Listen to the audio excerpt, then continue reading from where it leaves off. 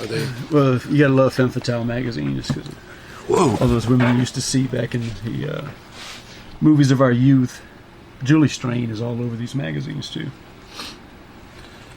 What was it saying she used to have? 6 foot and worth to climb, I think it was. I believe it. Oh, there's some Carrie Fisher, some slave girl Leia. Yeah. This article is the 50 sexiest figures in science fiction. Better throw this list up on the site and see if everybody agrees with this top 50. Hey, you can disagree with an old magazine, you know. So, how you been, Scotty? Doing pretty good, man. Just staying busy as usual. Well, we're cutting in here to episode 15. Mm-hmm. It's hard to believe it's already been 15 episodes. I know, man. Just seemed like we just started doing this little project. So since it's episode 15, I think, we counted episode 5 as our first ghost stories. Yes. I'm not positive, but... Somewhere around there. I can figure that out real quick.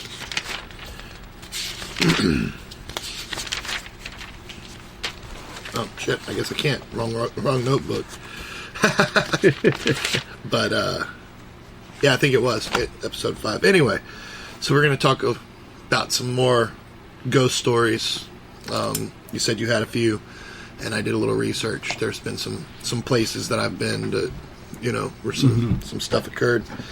So yeah, let's get it going. Welcome to the Scary Dad Podcast, episode 15, Ghost Stories, part 2. I'm not going to put part 2 because we're going to talk about ghost stories quite a bit in this thing. Yes, ghost stories are always fun.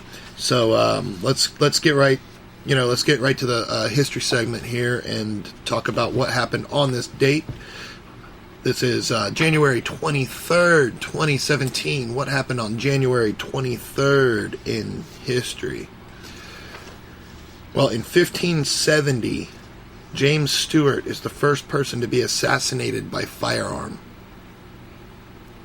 So through all of human history, there weren't firearms, and then there were firearms, and you weren't the first person to be killed by one, but you were the first public official to be assassinated by one. So congratulations, Mr. Stewart. That was one accomplishment.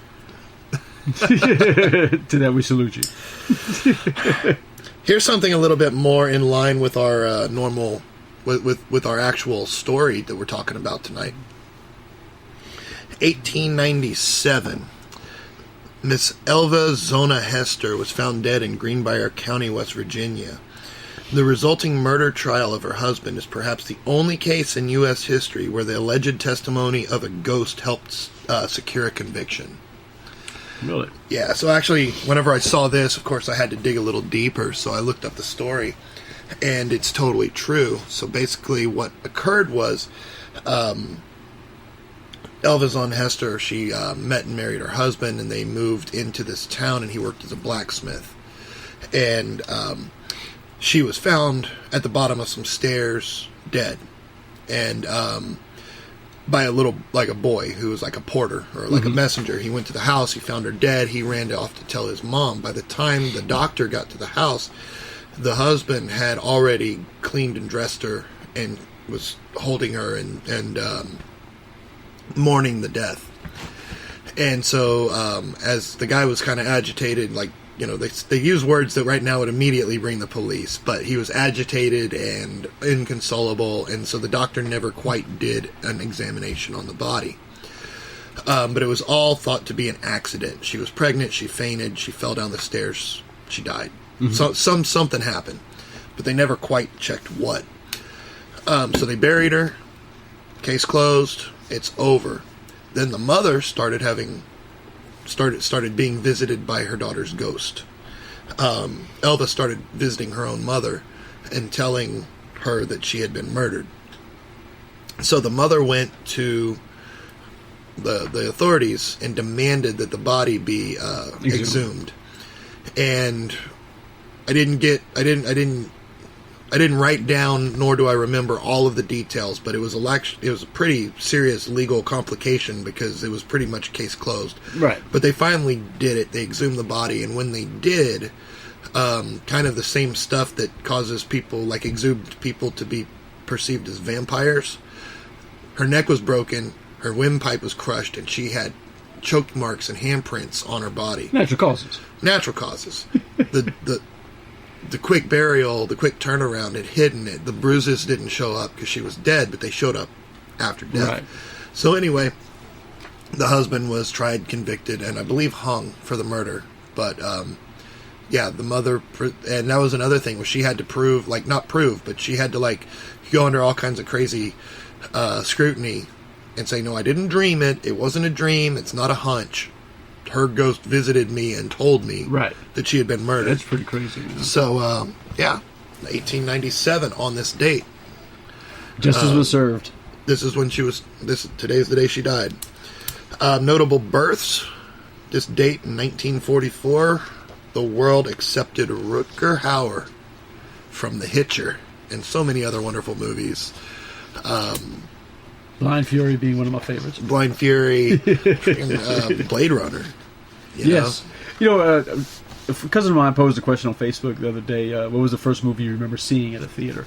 Blade Runner is actually the first one I remember distinctly waiting in line for my ticket and everything and seeing it in the theater. Empire Strikes Back. Cool. I was 2 years old when it came out. And I remember flashing lights, and I remember not really understanding the words, but I remember the of Darth Vader. You don't remember how much the ticket was, do you? No. I remember mine was 75 cents for Blade Runner. Wow. Yep. I'm old. I'm getting there. So, this date, January 23rd, notable deaths. In 1803, the world lost Arthur Guinness, the owner of the Guinness Brewery, the one who started it all. Okay. It was a really shitty year for art, too. Because in 1883, we lost Gustave Doré. In 1944, Edvard Munch. And in 1989, Salvador Dali. And then in 2005, on this date, we lost Johnny Carson.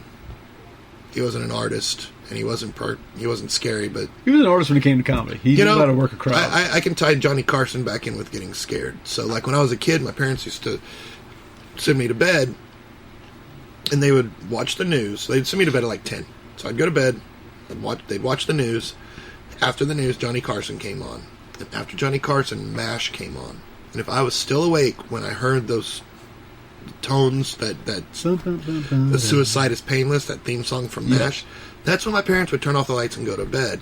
That meant I was on my own. I was alone. There was no place you could run if the scary guy, if the ghost came out. So, those nights, kind of like last night, man, I could not sleep. I just laid in bed, like nothing on my mind, got no issues, no nothing. Did a little show prep. Took a big yawn, was like, time to go to bed. Laid down in my eyes just popped wide open, just like, bang. And I... Alert. Dude, yeah, couldn't... The bitch of it all was every time I'd start to doze, I'd catch myself and wake up. Like, damn it, why do I keep doing this? So, I didn't sleep much last night. I think the last time I looked at the clock was like around 1:30. Oh, wow. So, I had to work with my boss all day today, so... Which is not a bad thing. It's kind of, I work unsupervised, so I don't see many people that I work with very often. So I work with a boss that's someone to talk to. Yeah. So, yeah, if that insomnia kicked and I started hearing the end of Johnny Carson, I got scared. It's not good. No, I actually watched it was a roast of Johnny Carson from the early 70s a couple weeks ago.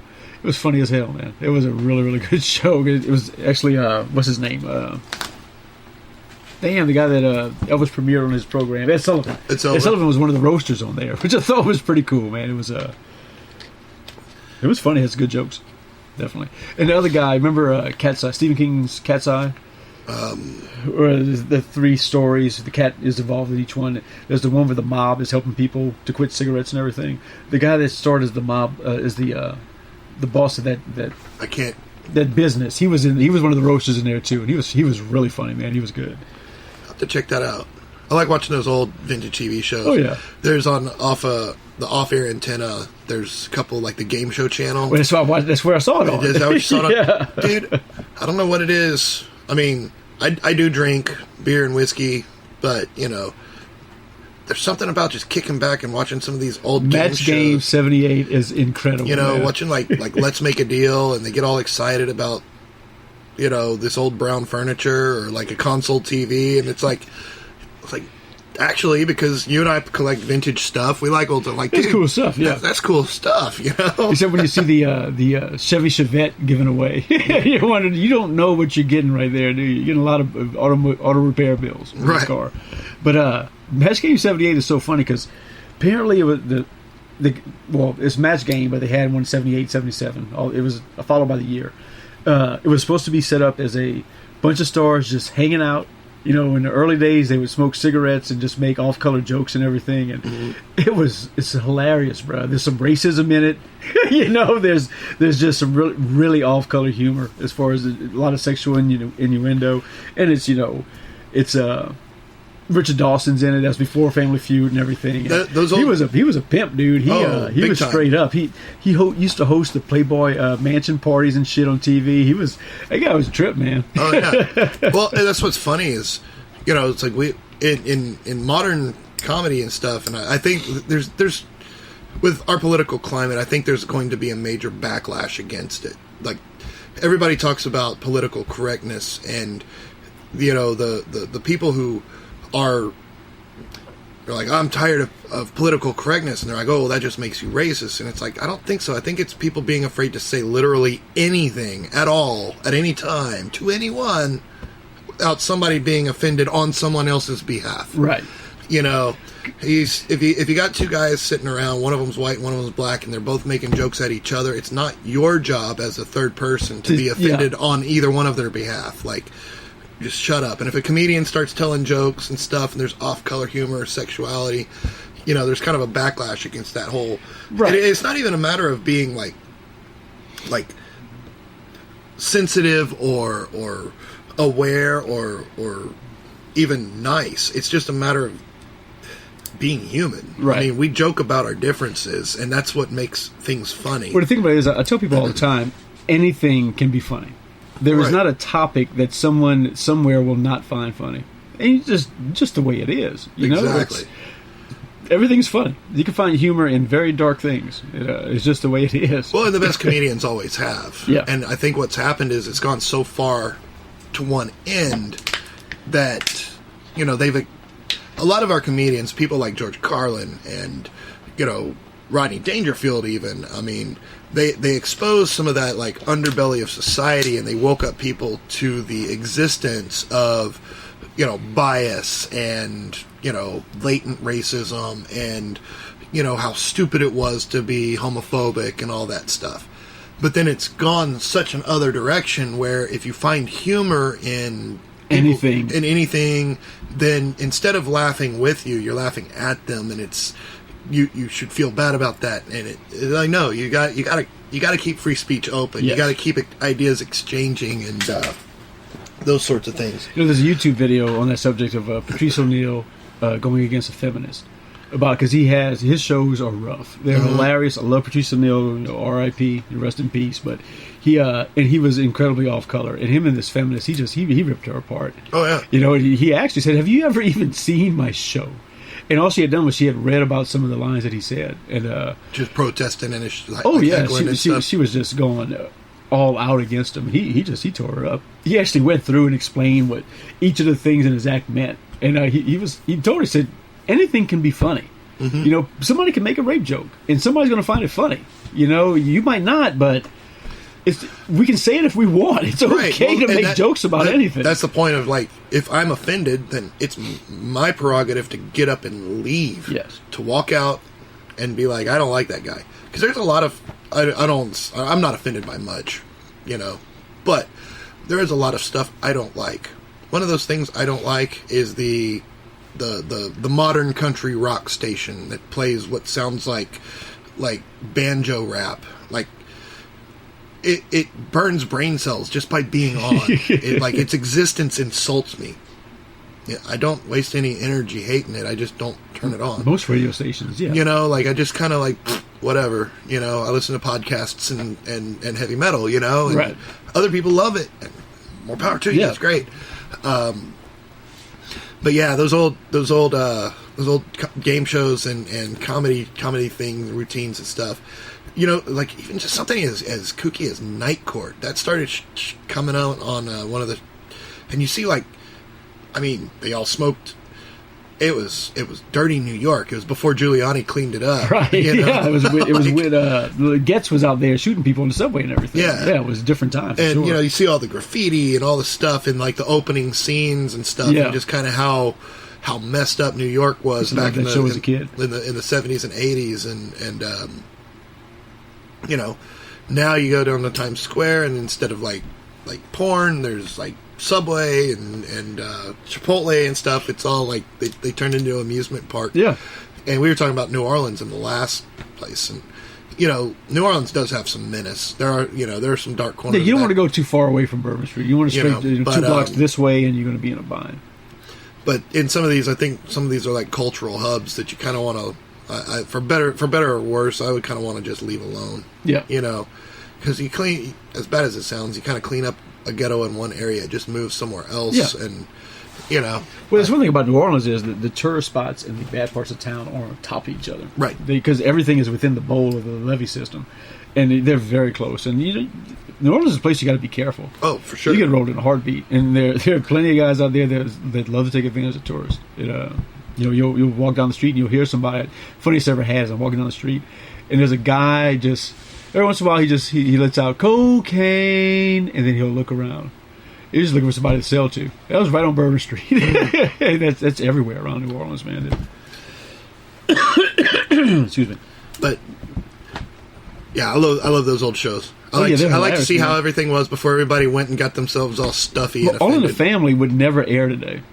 There is no way it could come on television today. Well, look at Seinfeld. Seinfeld was completely G-rated as far as like what language they used, but the innuendos were, and you remember at the end they got busted for being horrible people. Yeah, and it's like they Good Samaritan law. Well, Good Samaritan law, but they made fun of everybody. There was nothing that was off limits, but they made fun of them in a non-threatening way. But you know, you can get I mean, hate to run down this road, but they made fun. Like they're all Jewish, but they make fun of Jews a lot. Oh in yeah, the show. Yeah, you know, like the whole Schindler's List episode. The whole culture is just up for grabs with that with Seinfeld. It was hilarious. Yeah. You know, and I'm not Jewish, but I found it funny, you know, but Comedy Central is the only station that really, you know, stays to that. We don't care. We're going to offend everybody with the roast that they have, and also with South Park. I mean, South Park is one of those last shows that they're out. I love those guys. Nobody's off limits with them. I love those. Matt and Trey are incredible, man. I watched basketball last week. I love the stuff they do. They're idols. As far as just like they're malicious, but they're equal opportunity. Like, and they're funny. Well, they're really good at what they do, but they're like, let's make fun of these people, and then these other people are like, yeah, those people suck, and they're like, you too. You're next up on the list. You're next episode.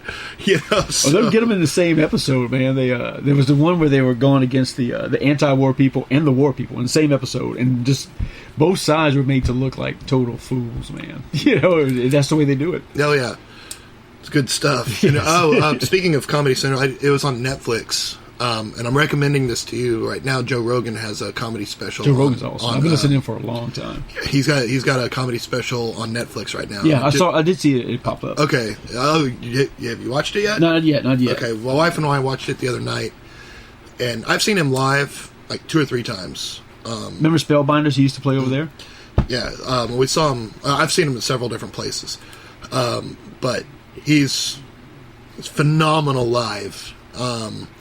And he's kind of like that, where he'll say stuff that you agree with, and he'll turn around and start ripping into something that you maybe like insults your sensibilities a little bit, but then he just nails it, and you're like, dude, I don't care if I disagree with him. That's hilarious.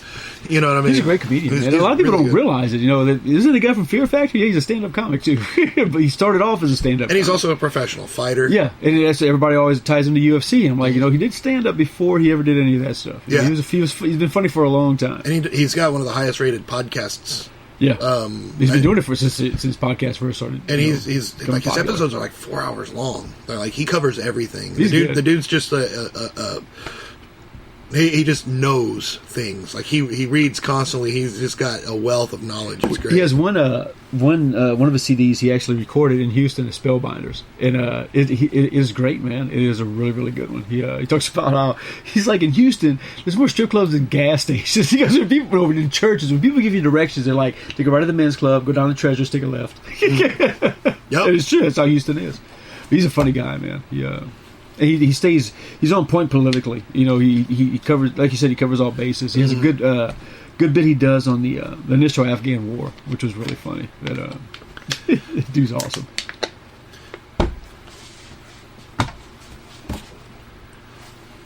Well, let's we got off the history subject a little bit, subject into some got comedy, the stand-up comedy all of a sudden. But hey, there's a lot of great ones. Like a lot of them that aren't with us anymore, like Mitch Hedberg and stuff. So Mitch Hedberg, Houston Hill, of course. Greg Giraldo, who I just found incredibly funny. And he's another guy that just didn't hold back against anybody. He passed away way too early as well. There's a lot of them just they're gone.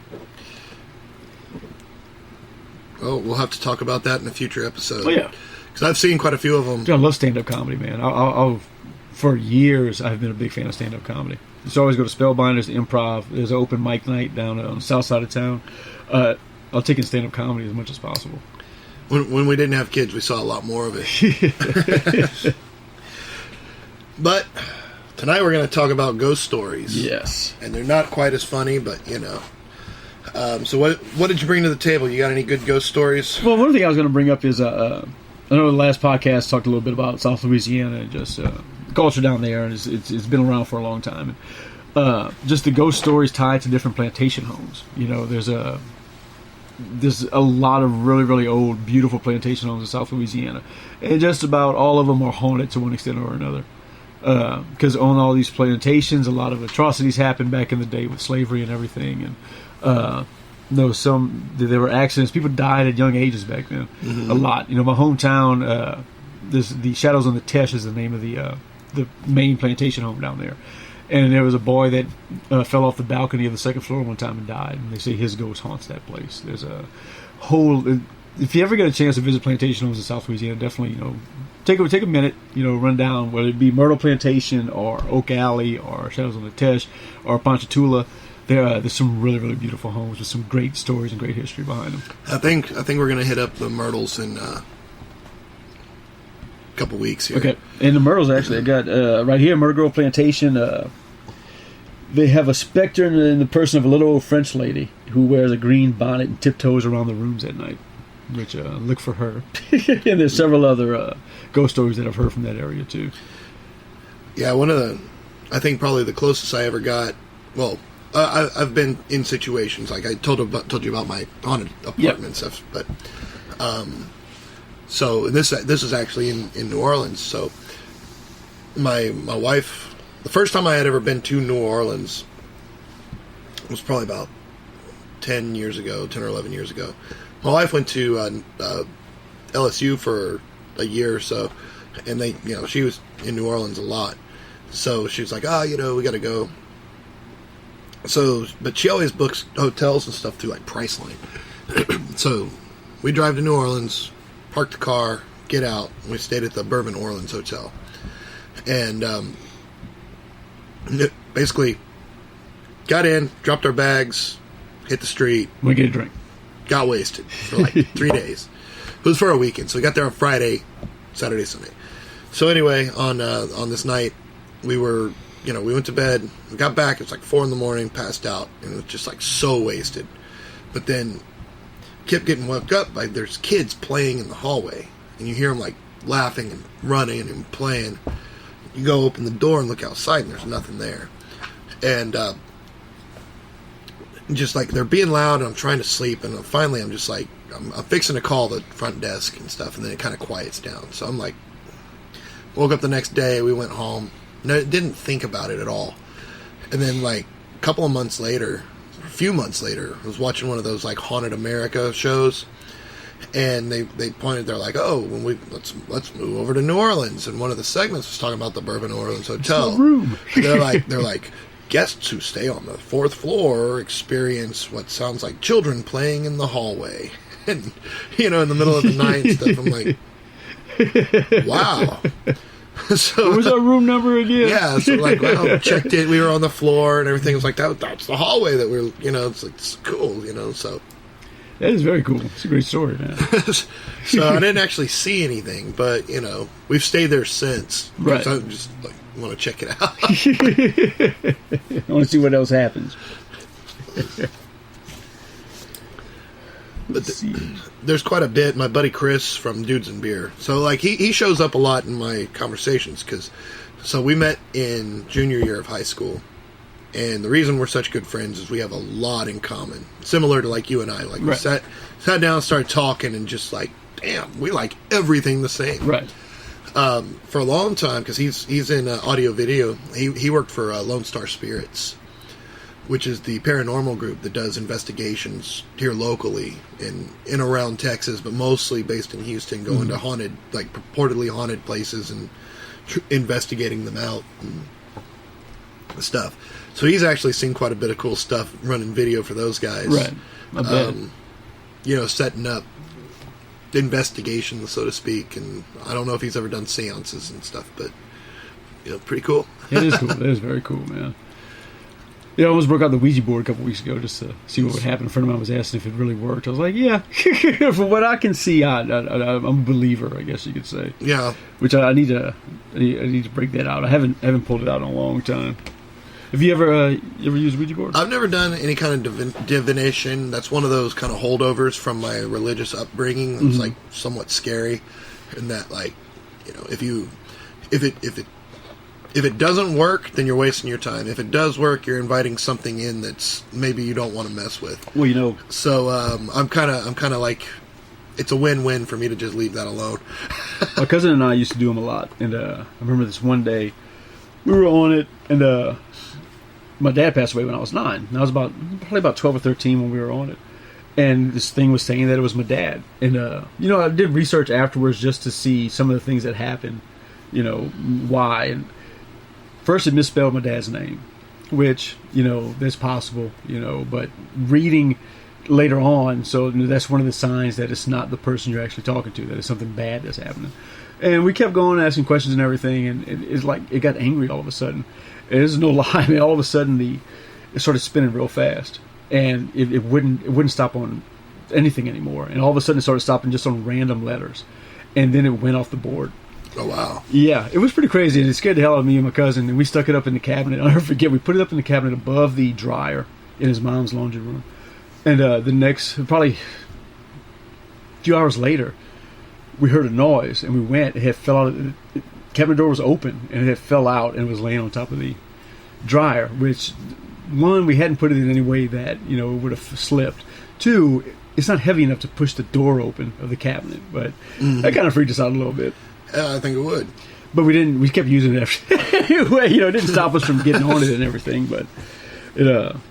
Those are pretty cool, man. They you see some stuff. See, I think it's weird how like, because so I've told you about this podcast I listen to called Lore. Yeah. So one of the other ones that I have picked up, there's one that does like Mysteries Abound is what it is. Is it Mysteries Abound? I don't know. I'll look for it and I'll link to it. But somebody was pointing out how this one episode of this one show, which I will find for you and tell you what it is, so you can listen in, was talking about Harry Houdini and this one medium that they were kind of rivals. So essentially, divination kind of rose as sort of not as a fad, but what could be called a fad shortly after World War One, because so many people died in World War One that people were trying to prove the existence of the other side, and they were kind of leaving. They call World War One the death of Christendom. essentially all of the countries, for all the primary players, were ostensibly Christian nations, and they weren't fighting over religion. They were fighting over politics, and shit, most of the world leaders were cousins. So it was really, the death toll was so high, so many people died, and people were trying to contact, and what they used to do, and it's called automatic writing, and they would create the planchette, and then they'd write the letters on a piece of paper. Yeah. And it was the William Fuld, I believe, that created the board, and it was sold as a parlor game. It was kind of capitalizing on these people's grief. And then you'd have mediums come out and do automatic writing, where they'd go into trances and they'd write stuff. Right. Yeah. Right. And Harry Houdini, who was very, very close with his mother, he was basically probably one of the most famous people in the world. Harry Houdini was, but he had been very close with his mother and had basically a bounty on any sort of real magic. If it could be proven, if he could not disprove it, but even like he would go out and he would disprove mediums and different people as charlatans, as fakers and stuff, and he'd expose them and in their careers. But apparently there was this one woman that he couldn't take down. Really? And they were rivals, because like he couldn't take her down. He couldn't like, he could maybe, she would do something and he would be able to match it. He was like, I could do this, but he was like 5 times as strong and extremely well practiced in sleight of hand and all this stuff, and she wasn't. So like, it could be duplicated, but it wasn't, like, she shouldn't be able to do it. Right. But he made a career out of debunking a lot of this stuff with the Ouija boards and stuff. And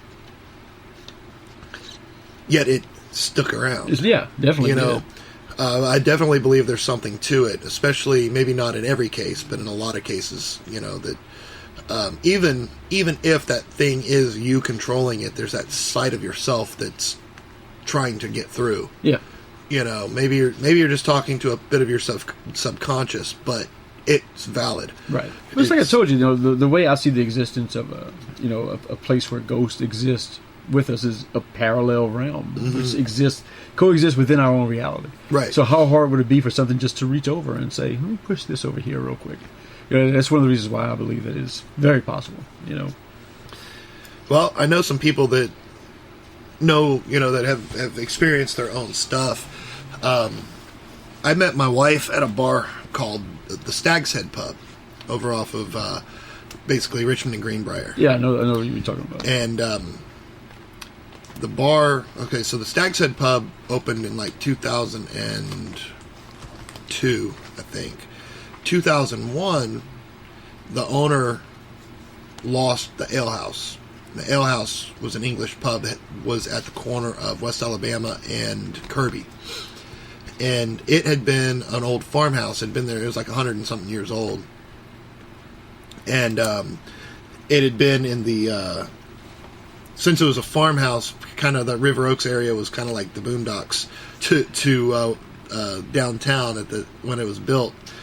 But it was a farmhouse, and it was a speakeasy, like during Prohibition. Uh-huh. It was several other things. It was like a restaurant. They said it was a brothel, but there's like no proof that it was. But it was a strip club, and different things. And finally, it was an English pub, and it was an English pub when I knew it. But it was also reportedly one of the more haunted places in Houston. And I used to go there and drink, with friends and hang out, and everybody talked about it. I mean, it was not an open secret. It was an open. Everybody talked legend. About everybody knew about it. All the employees had some sort of run-in with the activity. There was 3 different ghosts that they say was there. There was one named Maggie. There was one that looked like a sea captain, and then there was another one called the Servant that didn't really have a name, but there was 3 ghosts. And basically, the sea captain would like sexually harass the female bartenders and stuff, and, like pinch them and throw stuff at them. But chairs would get moved, lights would change, and people would they had an upstairs and a downstairs. So the bartender would clean up and put the chairs on the tables and then go downstairs and then come back up and all the tables would be down. Or vice versa and stuff like that. But everybody had a story. Unfortunately, the land got... Holiday, the owner, Michael Holiday, lost the lawsuit. He owned the land that the alehouse sat on, but apparently whoever sold him the alehouse should not have sold him the land that it sat on. And the land was actually owned by the people who owned the Borders books, which is now gone. They're bankrupt and gone. The Borders books tore down this historical old home so that they could have 12 parking spaces. Jesus. Yeah, they're selling history books and ghost stories inside. They've got a real haunted historical monument in their parking lot, and they tear it down to make 12 spaces. And then they go bankrupt, so good on them. But, they're taking that away for a short time. Yeah. But anyway, it got torn down in 2001. But when I used to work event promotion for the bars, we were doing an event at the ale house, and we had stuff going on downstairs in the patio and, in around the bar. We were using the upstairs as a staging area. So all of our extra lights and boxes and road cases and, they used to have live music there. I mean, it was a nice, big, open bar. So I go on my break to grab something to eat. So I go upstairs. I, take my food, take my smokes. I go upstairs, and my boss is up there, and she's up there with a couple other people. And so she's talking with people, and she's, doing this and that. And I finish my snack. I finish my smoke. She and I chat for a few minutes, and I'm like, well, got to get back. She's like, oh, you're not going anywhere. And I was like, yeah. well, what am I supposed to be doing? She's like, you're staying up here with me until somebody comes up. I was like, okay, well, like, and in my head, I'm kind of like, why are you telling me I have to stay up here with you? Like, what's going on? This is weird. And she's not the kind of person that was, she was very popular girl and charismatic, and, it's like, she was very serious, and like, you are staying here, and we never talked about anything. Okay. I'm sort of like, lit another smoke, and I'm like, so, she goes, this place is haunted, right? I was like, I've heard. She goes, the ghost primarily picks on girls, right? I was like, yeah. She's like, every time I'm alone in a room in this place, the ghost pinches my ass. And I was like, so I cannot be alone in any room by myself crazy, in this building. So you're staying up here with me till somebody else comes up, and then you can go back downstairs. And I'm like, all right. That's crazy, man. But yeah, I know Chris did some stuff with Lone Star Spirits there. They filmed all kinds of crazy stuff. Okay. So talk to him sometime. Maybe he'll post up in the comments about some of the stuff he saw. There was a Houston restaurant I remember hearing about that used to be very, very haunted. There's the Spaghetti Warehouse. That's it. That's what I'm thinking of. Yeah. And is this still open? Oh yeah. Okay. All right. I've eaten there. I've heard the story in there. I was going to do that, but I ran across, the Spaghetti Warehouse is above. It's. Well, no, I'm wrong. Spaghetti Warehouse is its own building, and it's been there for a while. There's another area that there's a ballroom. Okay. That's nearby. That's also purportedly haunted, but. All of those buildings, have had quite a bit of history. Oh yeah, they've been around for a long time. I said this has been around for a long time. The oldest bar, I think, in Texas, actually, especially it is certainly in Houston, is a place called La Carafe, and it's reportedly haunted as well. And it's in Market Square, and it's like a really thin little. I mean, the whole bar is probably as wide as this room that we're in, with the bar included. Right. And if you go down to Market Square, you can see it. It's like it's between two other buildings, and it kind of leans to one side. The way old buildings should, if they don't get torn down like Houston likes to do. But it's been there for 100 years easily. And the owner has all kinds of... It should be haunted. If it's not, it should be. But the owner has all kinds of really cool old vintage pictures. Like paintings, or not paintings, but photographs and news clippings from stuff that happened decades ago. It's cash only bar. They don't use electric light. It's all candles, and it's just a.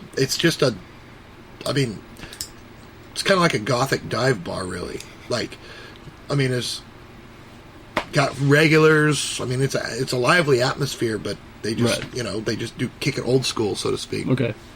But I used to know everybody that worked at every bar back when I used to do the event promotions in the bars. But I used to know somebody who worked at La Carafe that would say, like, they would lock up and they'd go get in their car and they'd look up and they'd see somebody standing in the upstairs window and be like, shit, I trapped a customer. Like, I locked up with the customer still inside, so he'd go open back up and go search the building and nobody there. And yeah, so that'd be a wild feeling, man. At 2 a.m, that's scary shit right there. No shit. I don't know if I'd go back in. They'd be stuck there in the morning. Like, yeah, you can get out in the morning. But actually, when I was looking for more stuff on La Carafe, because I've drank at La Carafe, I've sat on the patio, I love the place. It's a good place to go have a beer. And I knew that it was, haunted, maybe, because I'd heard some stories. But I actually ran across this really cool long article. It's the website is called storiesforghosts.com. And if you do a Google search for like La Carafe haunted or something, that's where I found it.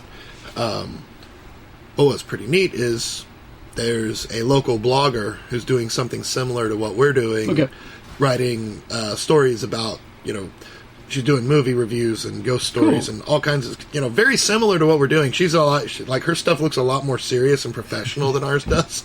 Because that's why we're guys. Yeah, we're a little bit more. We're a little bit more comical, surrounded by toys and cartoons here. Nothing is serious. But now check out.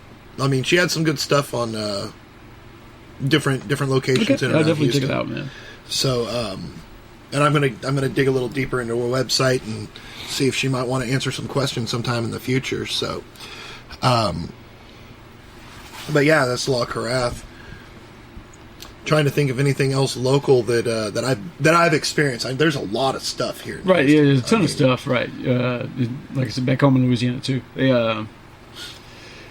I think I've spoken already about the one house where me and my uncle had done air conditioning work at. It was his home. It was reportedly been haunted for many years by some folks that had been killed in the house.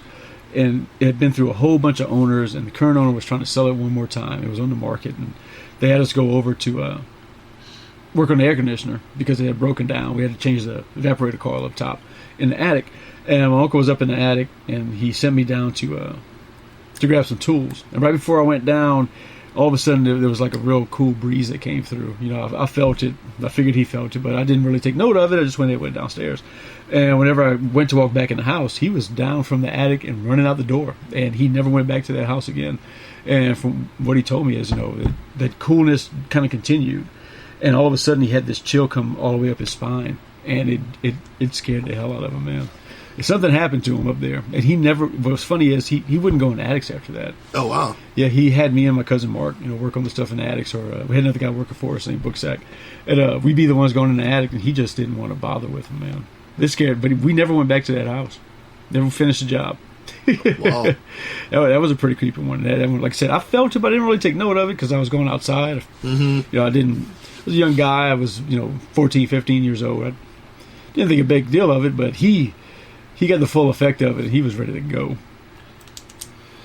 What's your take on, like, haunted objects, like dolls and, that's another thing I ran across last night is, if you do a quick eBay search for haunted, you'll find dolls and objects and stuff that people are selling as haunted that have bids on them. They'll say, like, this doll is haunted, it came out of this, whatever, it makes no, weird sounds. And people are actually trying to buy these items, like, there's bids on them. So I don't know if I believe in that very much, to be honest with you, because to me, the spirit or the soul of somebody, it has to go into something that is more animated than that. I believe in possession of a person, but not an inanimate object. Well, you've heard, like, the story of Robert, the doll in Florida? Yes, I have read that one. And that is, I've read so many different not variations, but so many takes on that it all comes back around to like that is frightening, and it's like that. I forgot all about that. I do remember reading about that. The boy's maid was voodoo, or she was. I don't know if she was a voodoo, but she was certainly a practitioner of that. The black arts. And she cursed that doll. Yeah, no, now that you mentioned that, So, I remember reading that. I would have to say that I could see where that could happen, because I remember that is some creepy shit, man. That does any chills. I remember reading about that. Yeah. So for the listeners who haven't heard, it's a somewhat long story, but essentially what it is there was a really rich family in Florida. I can't remember exactly the city, but they hired a maid to take care of their little boy, and their little boy was named Robert. And the maid, or not the maid, the parents gave the boy a doll, and it was just a cotton doll. And he loved the doll, and he talked to the doll, and they were inseparable like kids and dolls are. But at some point, the doll started talking back, and the mother would see the doll, like the mother would put the doll away, and when nobody else was at home, the doll would be in certain places where it shouldn't be. They would see it staring out the windows whenever they came home, and it would make noise, and it would make threats, and they would hear Robert, the boy, arguing with Robert, the doll, and there would be a different voice on the other side of the door. So they got rid of that maid, first of all, because I believe they found out that the maid had ties to voodoo or some other sort of island religion that they, didn't approve of, obviously, because she's commanding the dolls to come to life. But Robert, the boy, they got rid of the doll. Robert, the boy, grew up and married, and then moved back into the house, was reunited with Robert, the doll. Robert, the doll, either threatened or had something to do with the death of his wife. Right. And then subsequent owners of the home have encountered Robert and had Robert, disposed of,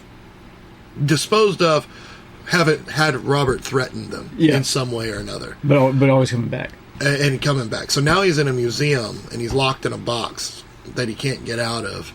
But it's one of those where you read a ghost story, and then you go back and you're like, well, here's what the skeptics think. It's this, that. There's nothing. What can you do to? So I do believe there can be haunted items. I think it's kind of funny, some of the stuff that, and a lot of the stuff that you and I collect. I mean, not a lot of stuff in here is true vintage, but I got that Ouija board at a estate sale. Mm-hmm. I have no idea what souls may have come through there. Yeah, who's been talking to whom? It may have just been a bunch of kids playing a parlor game and there was nothing. It could have been, the stepmother's secret thing, because there was also a lot of strange dolls in the house. Well, that goes back to Hellblazer with the electric chair from San Quentin. Imagine the souls that have gone through those things. Right. An object like that, it just, good Lord, man, just the spirituality behind that. And just and if you think that a home, bad vibe, and just, man, that if a home can absorb an energy or whatever, an object can, especially, when you have things like fetishes, and we talked, you talked about Gree and, voodoo dolls and stuff that you're actively placing an energy into or whatever. Right. But we were talking about the atrocities that happened with slaves back, today, and there was the movie Tales from the Hood, mm-hmm. which there was the man that moved into the plantation home, and there's a big painting there of a woman who was one of the slaves there with a bunch of dolls, and the way the legend went in the movie was she made those dolls for the souls of slaves that had died so that they could, still exist. And those dolls started popping out of that picture going after that man. And that was a crazy one, bro. That reminded me a lot of the robber story. The dolls would hop down, and all of a sudden they'd be sitting in a spot of the room where they shouldn't be. And mm-hmm.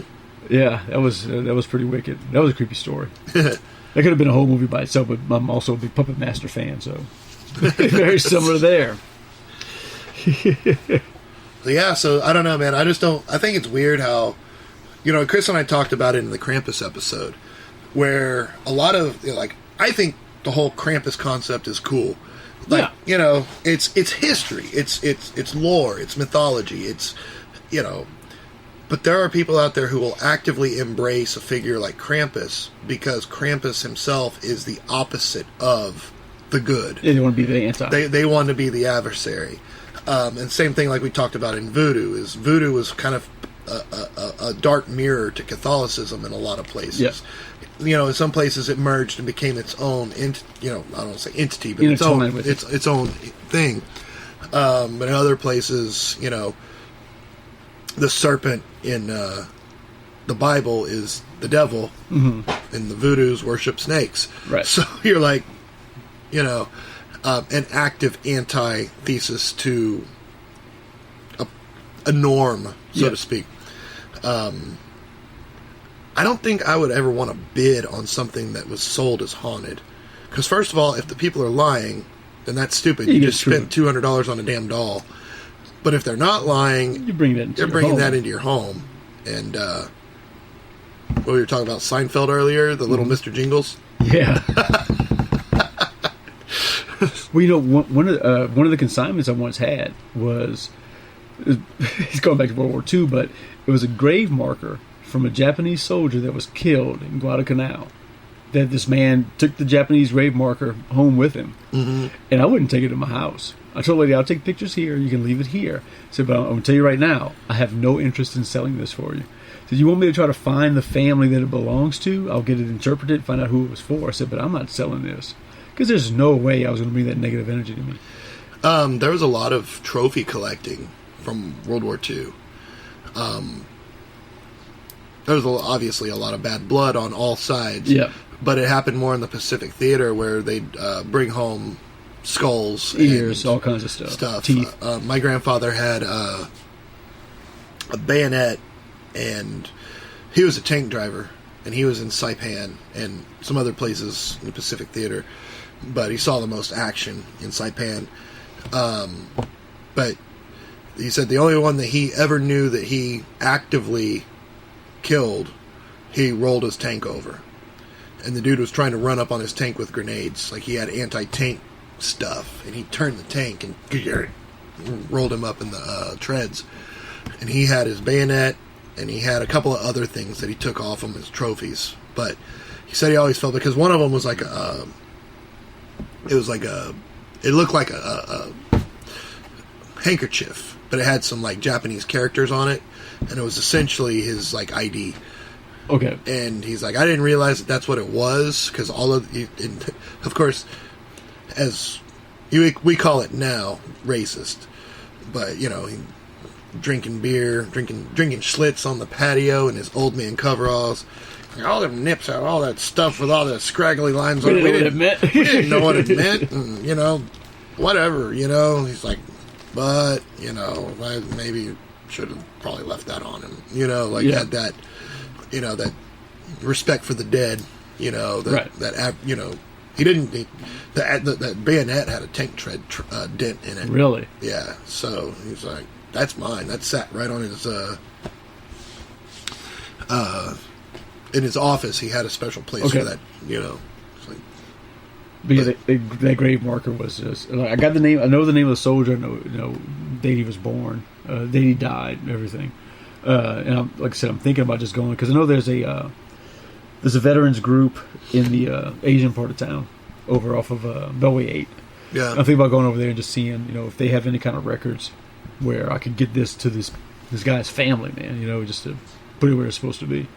With good conscience, I can't keep that would the thing. dude have to sell it to the family? Like, what's he want to sell it for? No, it was the lady got it from her dad. Her dad was the one that brought it home.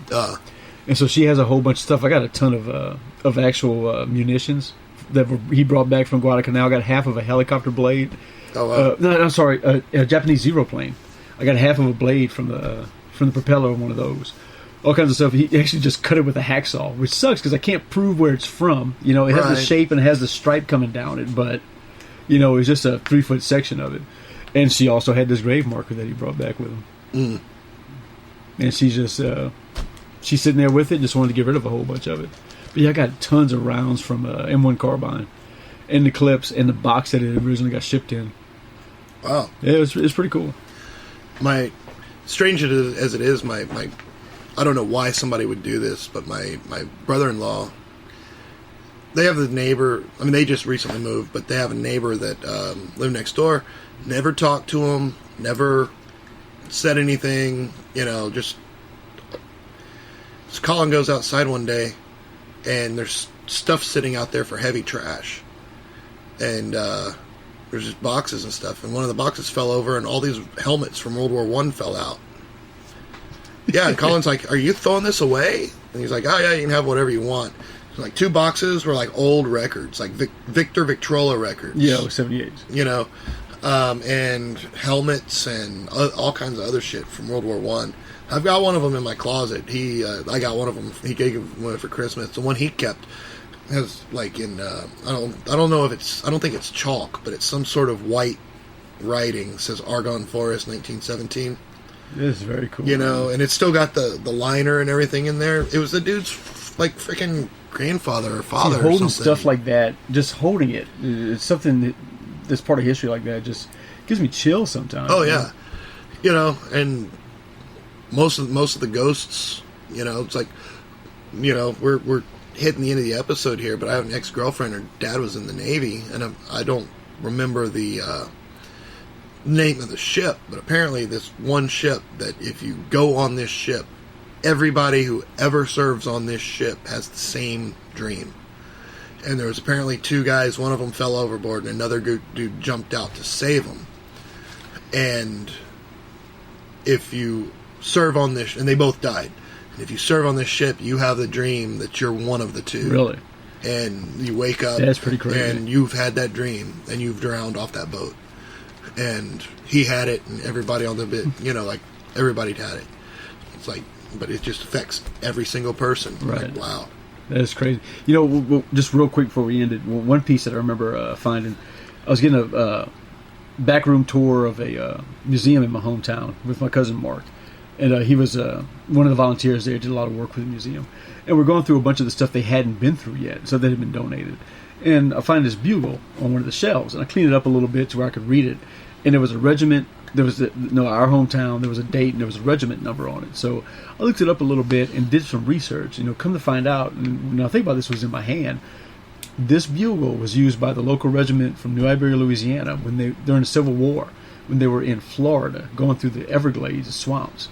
And what it is, the bugle guy would lead, and the rest of the regiment, it was nighttime, they would follow that bugle sign, and he's the one that would lead them out of the swamps and everything with the bugle that I had in my hand. Wow. That was just cool as hell to behold, man. That is incredible. Like, I love stuff like that. Yeah. We talked earlier, you know, if I ever get the Oprah money and I'd buy me an apartment in NOLA, those old, you know, old armors and arms and armor history, and you know, history. it's history in your hand. You know, and that's one of those things we talk about, like comic books, is, you know, there's a certain point at which you're playing collectible, but whenever you come back to a certain age, you're holding Americana. Yeah. You know, you're holding history. They'll never exist again. You know, stuff that's that's destroyed. Yeah, well, all those kids carried them around in their back pockets, and it was designed to be destroyed. It was printed on shitty paper, right? And like newspapers is what it essentially was. And you know, so you only have couple hundred or few that ended up in a drawer just under the right circumstances that didn't deteriorate, and it's rare. So that's the kind of stuff that you know, I'll get into, because